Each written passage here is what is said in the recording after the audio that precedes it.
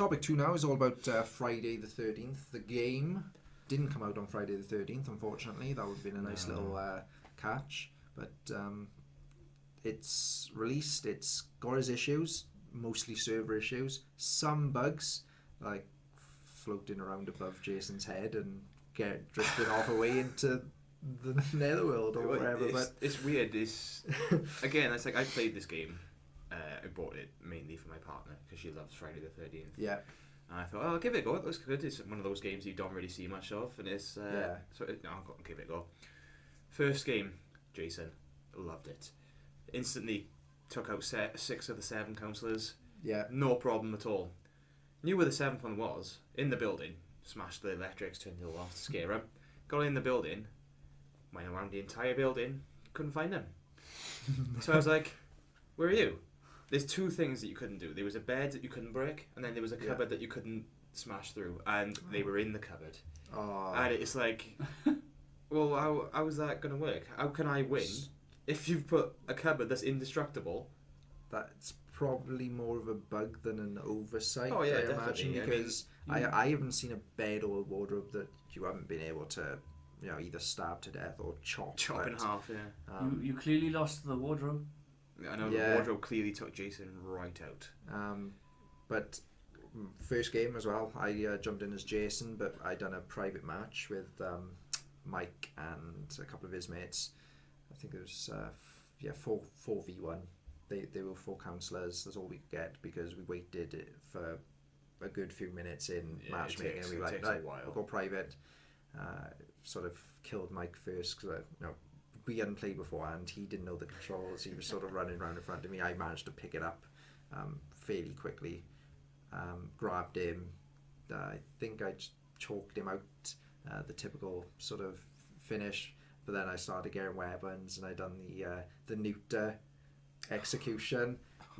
That is basically you throw someone on the ground, their legs are open, and you chop them with an axe. Chop them right down in the bottom half. You can swirly someone to kill them. Fantastic. Put them in the fireplace face first. Put them in the fireplace. Good. Gouge their eyes. You can crush their skulls. The kills you can do as Jason. It's fantastic. Yeah. And it's sounds like a fun game. Oh, it's really fun as Jason. It's tense and sort of kind of scary as a counsellor because when you're running around, you're either trying to escape via car, but you need to get a battery for the car, you need to get fuel for it, and you need to find the key. Mm-hmm. Same with the boat, you need to fix the fan or something, you need to get fuel for it, and you need the key for it to run. You can escape by calling the cops. Once you call the police, 5 minutes, they're here, and you've got to get to them to escape.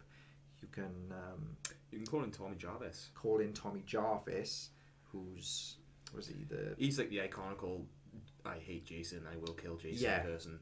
He comes in with a shotgun. I'm mad. Shotgun in hand. Jason, of course, he uses melee weapons more than anything. He does have throwing along the way and some bear traps. Yeah. Which I've never seen Jason use in the films, but I can't say I have either. I know he's thrown his machete at people and things like that, but it helps though because you've got Jason and he's slow. Yeah. And if you've just used your morph power or your shadow power, just fly around. Then trying to catch a counsellor that's running, it's hard. So you throw a throwing knife at them and then they start limping, as they would if you threw something at someone and it hurts them. It does have there's certain aspects which is good and some that are bad. It's chucking you in the deep end really because it doesn't tell you what the controls are. It doesn't tell you how you do certain things. Like you said when you choke people out, I grabbed a counsellor and I was pressing all the buttons and nothing happened. Yeah. But it's just like this, and then all of a sudden they smack me in the head and I'm unconscious for a bit. And it's like well, it's great because obviously you call Tommy Jarvis and he's able to kind of kill Jason, but one of the cool things you can do is if you're a female character, if you find where Jason spawns, like his little shed, you can put on his mother's dress. So if he grabs you, you can talk him out of it. Wow. It's really like cool, the different sort of features they put into it. But one of my favourite things ever seeing is someone walking up to this big skulking character, just smacking him with a bat, and him literally going, falling back, and then like he has to sort of press a few buttons to get himself back up, and he does the whole Undertaker. He sits up, gets back up. The really scary thing, just walking around, you're doing your thing, and then the music amps up. That's when he's powering up, I believe. So every time he's getting a new ability. But when he's sort of near you, the music literally just volume right up, and it'll get to the point where it's like just and I'm just like, where is he? Especially when your Where is headset he? on. Yeah, when you got the headset on, when you got the lights out, my goodness, like. And he can see you in the dark. Yeah, it's scary. It is. Yeah, like, it's quite tense. I'm literally running around like, no, stay away. I'm putting a bear trap behind a window to try and stop him. But once it gets too long into the game, he gets rage mode or berserk mode or something like that.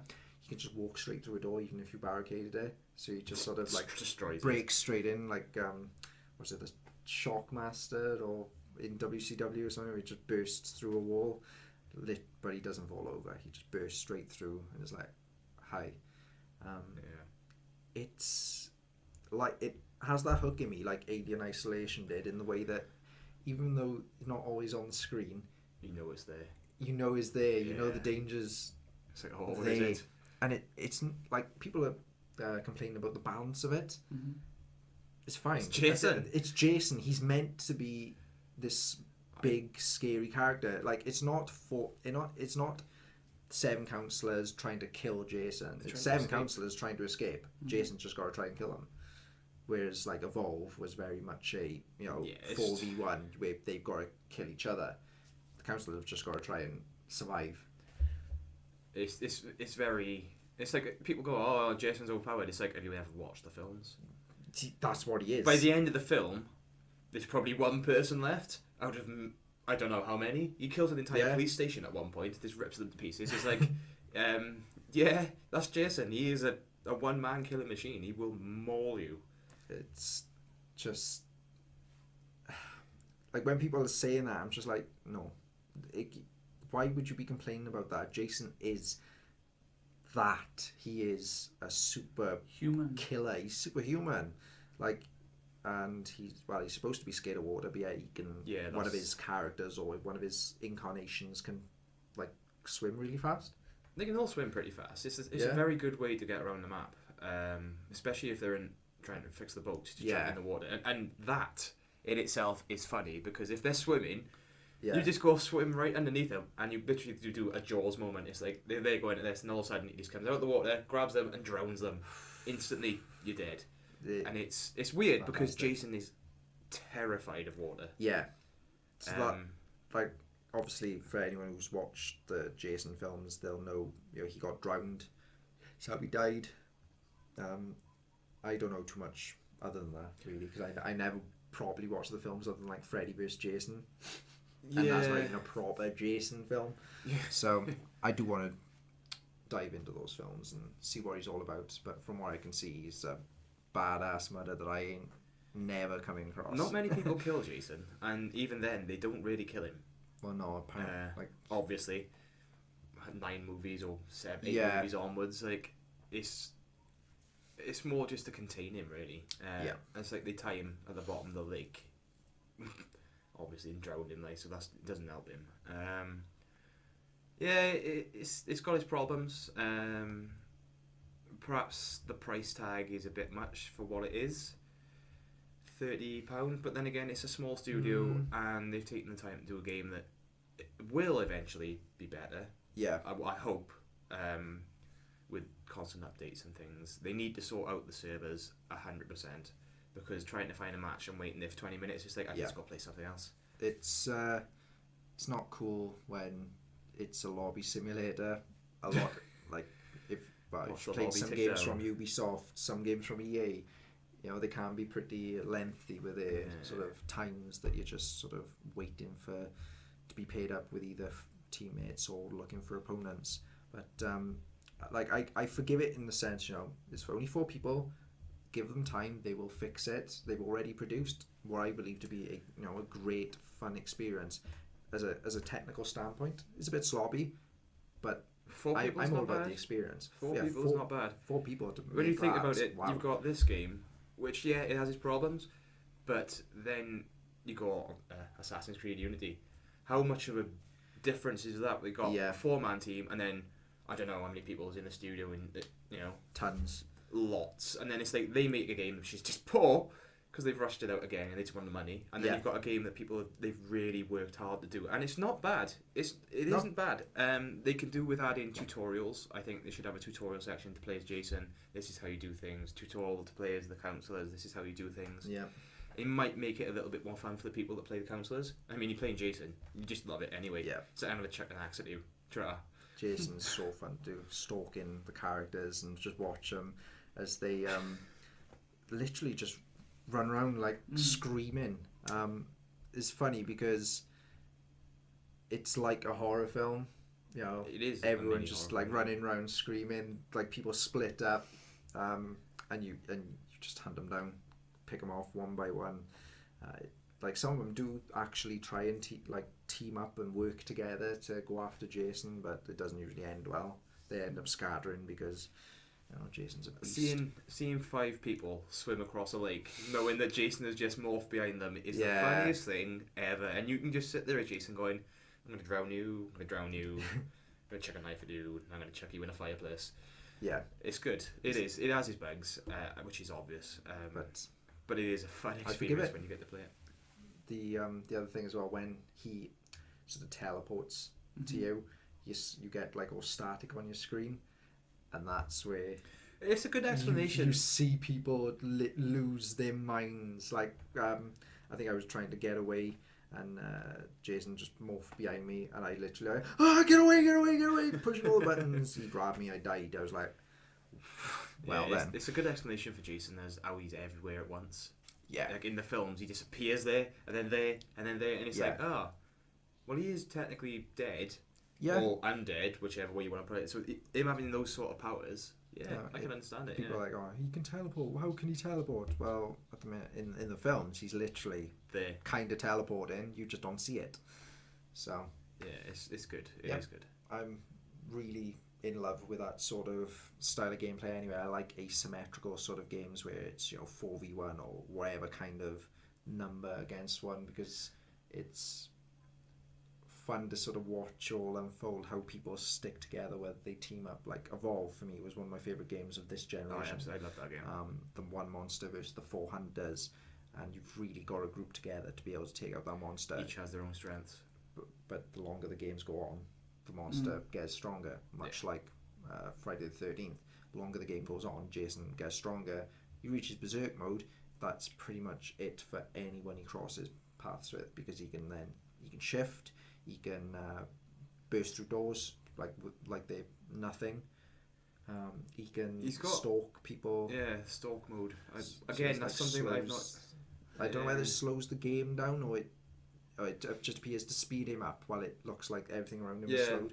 It's very slow weird. mode, basically. And he can see people through, like he can smell where people are, or I don't know. Jason vision. So what happens, right, if he's in berserk mode and then the guy with the shotgun gets called in? Tommy Jarvis. Nothing much really. He's still in berserk mode for the entire game, but usually. No, I mean, what's the advantage then? Well, Tommy's stronger. Yeah. Each the councillors has their own unique attributes, and you can pay them for perks. Roll a perk on the perk. Yeah. But each of them has their own attributes. So like Tommy Jarvis is just an all-round badass. Yeah. But he can be killed. Hunter. You can kill him. Yeah. You can. That's the thing.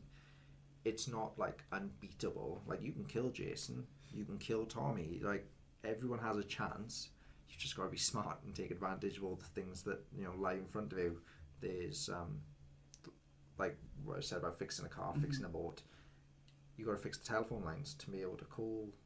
But Jason can take out the power lighting and takes out the radios, the radios and all that. So it's very much you just got to be smart and counteract what's going on. I'm bursting through a door on someone on the other side who just turns around and he sees you there, and then the last thing they see is Jason just putting an axe through their head. Is just there was monumental. A nice clip I recorded of me and someone else with the same character, just in the barn. Jason sort of teleported behind us.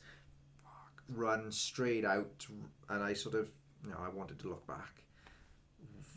Not a good idea. I just sort of turned, and there he was, just skulking out the doorway, and I thought that was the scariest thing I've ever seen. Just, he's following us, but he's so slow. He is slow. He's just walking out. No matter. That is scary as hell, because he's still like, I'm what?